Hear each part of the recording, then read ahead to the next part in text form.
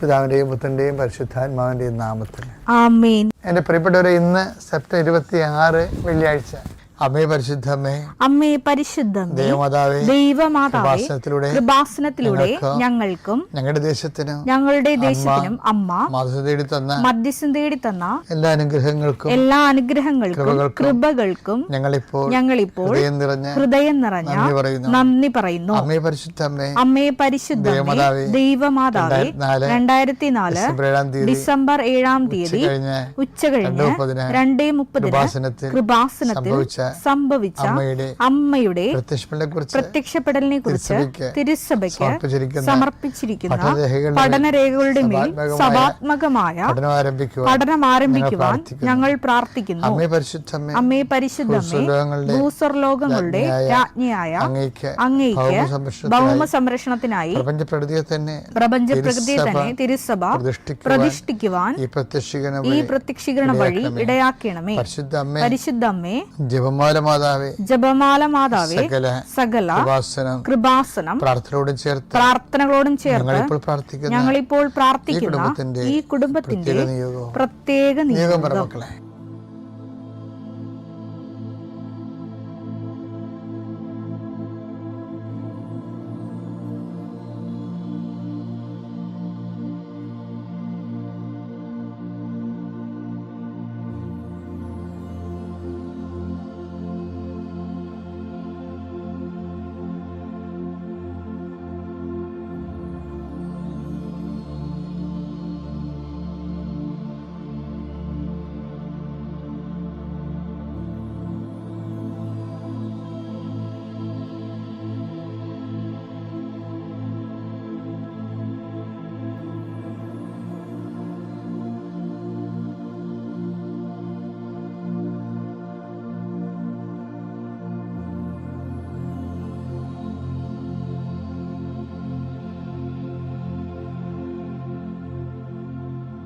അമ്മയുടെ പ്രത്യക്ഷീകരണത്തിന്റെ ഈ അനുഗ്രഹവേളയിൽ ഞങ്ങൾക്ക് സാധിച്ചു തരുവാൻ കനിയണമേ. വിശ്വാസ പ്രമാണം. സർവശക്തനായ പിതാവും ആകാശത്തിന്റെയും ഭൂമിയുടെയും സൃഷ്ടാവുമായ ദൈവത്തിൽ ഞാൻ വിശ്വസിക്കുന്നു. അവിടുത്തെ ഏകപുത്രനും ഞങ്ങളുടെ കർത്താവുമായ ഈശോമിശിഹായിലും ഞാൻ വിശ്വസിക്കുന്നു. ഈ പുത്രൻ പരിശുദ്ധാത്മാവിനാൽ ഗർഭസ്ഥനായി കന്യകാമറിയത്തിൽ നിന്ന് പിറന്ന് പൊന്തിയോസ് പീലാത്തോസിന്റെ കാലത്ത് പീഡകൾ സഹിച്ച് കുരിശിൽ തറയ്ക്കപ്പെട്ട് മരിച്ച് അടക്കപ്പെട്ട് പാതാളങ്ങളിൽ ഇറങ്ങി മരിച്ചവരുടെ ഇടയിൽ നിന്ന് 3-ാം നാൾ ഉയർത്ത് സ്വർഗത്തിലേക്ക് എഴുന്നള്ളി സർവശക്തിയുള്ള പിതാവായ ദൈവത്തിന്റെ വലതുഭാഗത്തിരിക്കുന്നു. അവിടെ നിന്ന് ജീവിക്കുന്നവരെയും മരിച്ചവരെയും വിധിക്കുവാൻ വരുമെന്നും ഞാൻ വിശ്വസിക്കുന്നു. പരിശുദ്ധാത്മാവിലും ഞാൻ വിശ്വസിക്കുന്നു. വിശുദ്ധ കത്തോലിക്കാ സഭയിലും പുണ്യവാന്മാരുടെ ഐക്യത്തിലും പാപങ്ങളുടെ മോചനത്തിലും ശരീരത്തിന്റെ ഉയർപ്പിലും നിത്യമായ ജീവിതത്തിലും ഞാൻ വിശ്വസിക്കുന്നു. ആമേൻ. സ്വർഗ്ഗസ്ഥനായ ഞങ്ങളുടെ പിതാവേ, അങ്ങയുടെ നാമം പൂജിതമാകണമേ. അങ്ങയുടെ രാജ്യം വരണമേ. അങ്ങയുടെ തിരുമനസ് സ്വർഗത്തിലെ പോലെ ഭൂമിയിലും ആകണമേ. അന്നു വേണ്ടുന്ന ആഹാരം ഇന്ന് ഞങ്ങൾക്ക് തരണമേ. ഞങ്ങളോട് തെറ്റ് ചെയ്യുന്നവരോട് ഞങ്ങൾ ക്ഷമിക്കുന്നത് പോലെ ഞങ്ങളുടെ തെറ്റുകൾ ഞങ്ങളോടും ക്ഷമിക്കണമേ. ഞങ്ങളെ പ്രലോഭനത്തിൽ ഉൾപ്പെടുത്തരുതേ, തിന്മയിൽ ഞങ്ങൾ രക്ഷിക്കണമേ. ആമേൻ. നന്മ നിറഞ്ഞ മറിയമേ, സ്വസ്തി. കർത്താവ് അങ്ങയുടെ കൂടെ സ്ത്രീകളിൽ അങ്ങ് അനുഗ്രഹിക്കപ്പെട്ടവളാകുന്നു. അങ്ങയുടെ ഉദരത്തിൻ ഫലമായി ഈശോ അനുഗ്രഹിക്കപ്പെട്ടവനാകുന്നു. പരിശുദ്ധ മറിയമേ, തമ്പുരാന്റെ അമ്മേ, പാപികളായ ഞങ്ങൾക്ക് വേണ്ടി ഇപ്പോഴും ഞങ്ങളുടെ മരണസമയത്തും തമ്പുരാനോട് അപേക്ഷിക്കണമേ. ആമേൻ. എൻ്റെ കർത്താവേ, നിന്റെ ഉന്നതമായ നാമം സ്വസ്ഥം ചെയ്യുന്ന കർത്താവേ, കുഞ്ഞുങ്ങളെ ഓർത്ത് പ്രാർത്ഥിക്കുന്നു, കുഞ്ഞുങ്ങളുടെ രോഗങ്ങളെ ഓർത്ത് പ്രാർത്ഥിക്കുന്നു, ഞങ്ങളുടെ ബന്ധുക്കൾ സ്വന്തപ്പെട്ടവർ ആശുപത്രി രോഗികളെ കിടക്കുന്നവരെ സ്വന്തം പ്രാർത്ഥിക്കുന്നു.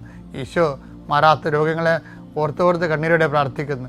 എത്ര മരുന്ന് കഴിച്ചിട്ടും പിന്നെയും മാറി കർത്താവ് പിന്നെയും രോഗങ്ങൾ, അതേ രോഗങ്ങൾ തന്നെ കർത്താവ് കുറച്ചു നേരം ശമിക്കും, പിന്നെ കുറച്ച് കഴിഞ്ഞാൽ പിന്നെയും തിരിച്ചു വരും.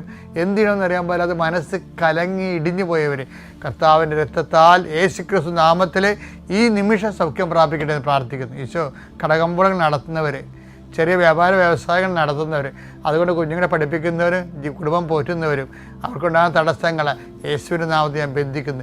വിൽക്കാനുള്ള വസ്തുക്കൾ, വാങ്ങാനുള്ള വസ്തുക്കൾ, അതുപോലെ തന്നെ വെക്കാനുള്ള പുരകൾ, പുര വെക്കാനുള്ള സ്ഥലങ്ങൾ എല്ലാം കർത്താവിൻ്റെ പരിശുദ്ധമായ രക്തം തളിച്ചുകൊണ്ട് അത് നാളുകളായി നിലനിൽക്കുന്ന ദോഷങ്ങളെ യേശുവിൻ്റെ നാമത്തിൽ ബന്ധിക്കുന്നു. നിൻ്റെ യാത്രകളെല്ലാം ലക്ഷ്യങ്ങളെല്ലാം കർത്താവ് അനുഗ്രഹിക്കട്ടെ.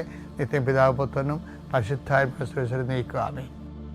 ഈ സ്വർഗസ്ഥനായ പിതാവ് എപ്പോഴും പ്രാർത്ഥിക്കുമ്പോൾ ആത്മാർത്ഥമായിട്ട് ചങ്കക്കൊണ്ട് പ്രാർത്ഥിക്കണം. കാര്യം പ്രാർത്ഥന ലക്ഷ്യവും ഉദ്ദേശവും ഒക്കെ അതിലുണ്ട്. അതിൻ്റെ അപ്പുറത്തെ ലക്ഷ്യം പ്രാർത്ഥനയ്ക്കില്ല. അന്നു വേണ്ട ആഹാരവും അതിൻ്റെ അകത്തുണ്ട്, എല്ലാ കാര്യവും അതിൻ്റെ അകത്തുണ്ട്. Everything is there.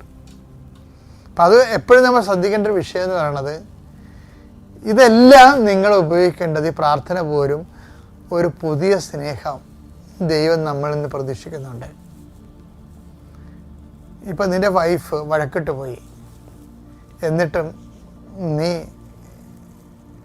ദൈവത്തോട് വഴക്കിടാതെ, അല്ലെങ്കിൽ തന്നെ നീ എപ്പോഴും നായ്ക്ക് 100 വട്ടം അവൾ പോയി ഈശോ അവളെ കൊണ്ടുവരുന്നേ, കുഞ്ഞിനെ കൊണ്ടുവരുന്നേ, അല്ലെങ്കിൽ അവൻ പോയി ഇട്ടച്ചും പോയി അവൻ വിളിക്കണില്ല. നീ രാവിലെ ഭർത്താവ് നിന്നെ വിളിക്കണം. ഇന്നുണ്ട് അങ്ങനെ ഉണ്ടായിരുന്നു.